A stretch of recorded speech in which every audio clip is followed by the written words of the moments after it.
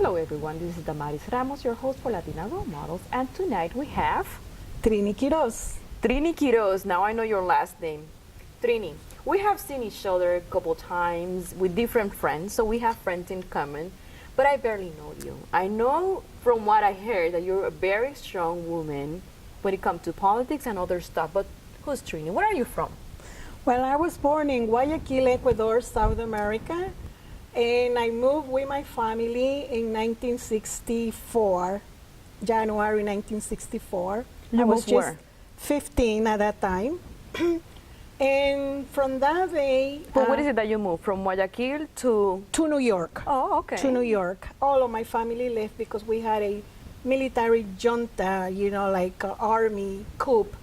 And we were for democracy since our ancestors, so we weren't prepared to deal with dictatorships, even though it was military dictatorships. So we moved to the United States. And I've been here since. From that age, I went to school, finished my schooling. I graduated in political science from Rutgers University. And now I began But to see. before you continue talking about your education, what really drawn you to like study political science? Because there has to be a passion there to go for that. Initially, I wanted to be an attorney. And that's the best route to go, learn political science. And I got involved with the community at a very early age. I was assisting those Latinos, and that time was Puerto Ricans mainly, to run for political office. I will staff envelopes, make calls, canvass, do all kinds of things. And most of them got elected, some didn't, but not always win at the first. So the saying goes, if at first you don't succeed, try and try again. Like Richard Nixon, he tried so many times, Abraham Lincoln, until they made it. So you're talking about, keep trying. So what is it? So is that the main idea that you learned through that process? Keep trying. What else do you learn, helping others? Well, once I learned to help others, it was success from there on. I helped the right people to be able to get the right assistance for other people that were in need. It doesn't matter what it was, jobs, professions, scholarships, college, school, training. And I have been doing that for all my life. When you think about it, who's your role model? Who had also an influence in your career?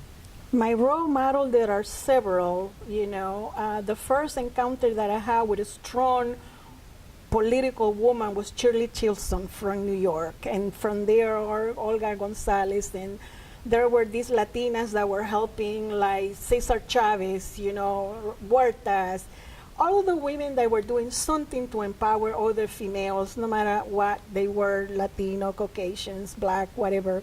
And I went through the movement, the women's movement in New York. I was based out of New York and New Jersey. And I had so many women that really saw something on me, and they say, why don't you get into politics?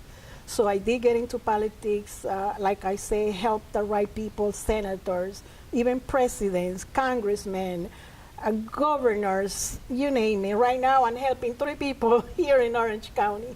So you continue the legacy again and again. Yes. What's the secret to help someone? What is it that you learned that when you look at someone like they need this or they need that?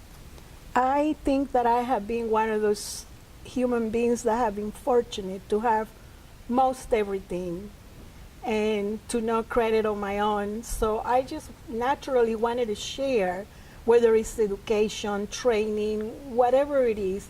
I take a pleasure in helping other people because I guess I was born to do that. You're talking about when you were born, how was, when you were growing up at home, your cultural? Well, let me tell you. Because you moved quite young, 15. So it's probably a little bit of cultural shock. Tell me about it. Not really. I was very fortunate. I was born to a middle-class family, with all the amenities, all the perks that those people have. And I saw the treatment, the unequal treatment between those who have something and those who do not, those who work to survive, and how the treatment was, because in most of our cultures, if you are not of a certain class group, you are marginalized.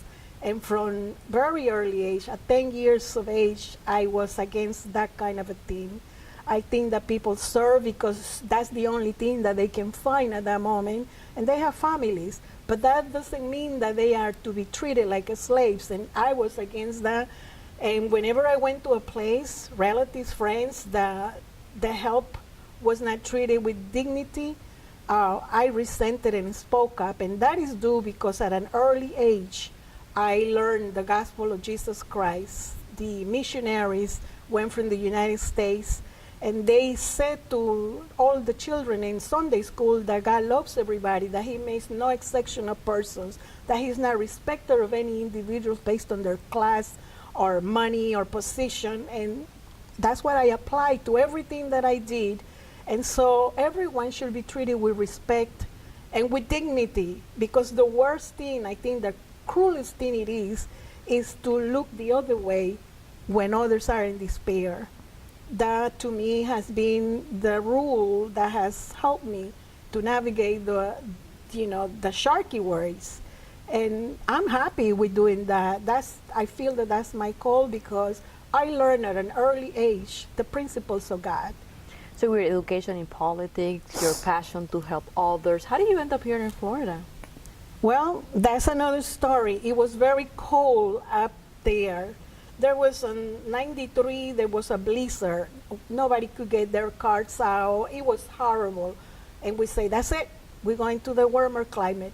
And that's we moved to Florida. I kept going back and forth because I still own a property until 2000. But the warmer climate won, and I remained here because I saw a need over here. As a matter of fact, I just finished talking to a colleague of yours that I always see, but I wasn't really friendly with him. And he happens to come from the same grassroots in New York that I was, helping the same almost people, getting them to get to power, to be able to help. And so when I came here and I saw that this was 40 years in the past, backwards, I saw a candidate, Jimmy Alfan, who was trying to win some state house position. And I went and helped him. And I said, oh my God, there is nothing here. These people are really behind the times. And so that inspired me to get involved, to know the players, the power breakers, the shakers, and the movers. And since then, it became easy. I got involved in redistricting in the year 2000, in the year 2010, and I'm getting ready for 2020. And that's how you get to know who the power players are and who is for and against moving forward with inclusion, diversity, and just giving people their due, because when somebody pays taxes and they have no representation, that's not American. And so we have to work very hard at it. And the Hispanic community has grown in the last 25 years. Initially, in the first census, we were under 300,000. In the 2010 census, we were almost 310,000. Today, the projections are that we are almost 400,000. And so how can you have 1/3 of the entire population in Orange County alone and not have representation, not in the school board? We just recently got representation in the county commissioners, but the Hispanic community lacks a lot.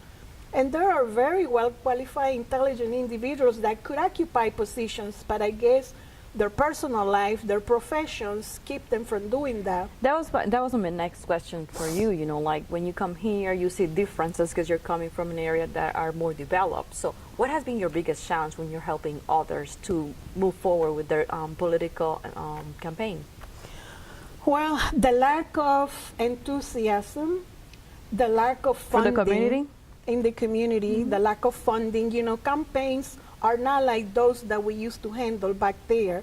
Today, money runs everything. And it's very difficult for a candidate if you don't have a machinery, a well-oiled machinery. And it could be a private fundraising consortium to raise money for you. And if you have no money or very little money, the people who contemplate helping you, they say, well, I'd rather invest in this other. It's no longer principle, and it's no longer let's help the community that made those individuals wealthy and rich. Take, for example, lawyers, doctors. They made their money off of the people. when it's not from the insurance companies, that most people are, with their insurance programs, is low. There are so many low prevalence in Florida.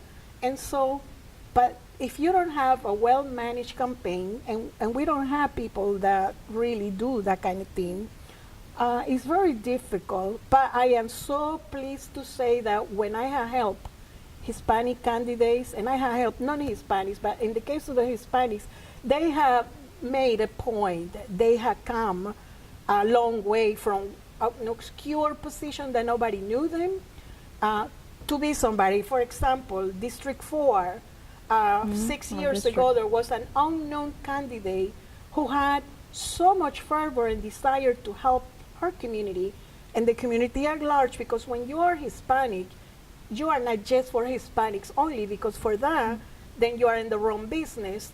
But if you are for everyone that is in that constituency group, you're going to help everybody. So this person, with very little money, not much time, came second and gave the winner a run for her money in the challenge in November, despite having another candidate that had everything, money, endorsements, profession, and yet it will be him 2-1, 2.5-1. So when you work hard and you go to the people and you tell them, look, if you love your family, you have to look for a better way. This person is willing to help. And then they trust that person, and then they support the person, and that's how you get the numbers that nobody gives you a chance. So definitely the candidates are taking advantage of your experience and your knowledge to try to get to their positions. You mentioned also about a nonprofit that you have, that you're working on helping others, because you're a very passionate woman. So what is it that you're doing? Well, for a while now, I would say 5 years or a little longer, I have been concentrated in single moms with children that are homeless. Okay. And homelessness is not a crime. Homelessness comes when you least expect it. Just today, I encountered a woman that is 8 months pregnant. She lost her job. She's on the streets. There are no shelters now because whatever is there is fully occupied.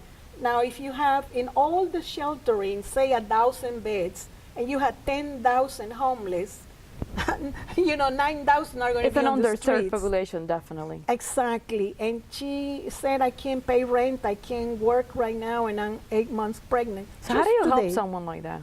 Well, I did send her to the channels. There is a system called 211. Mm-hmm.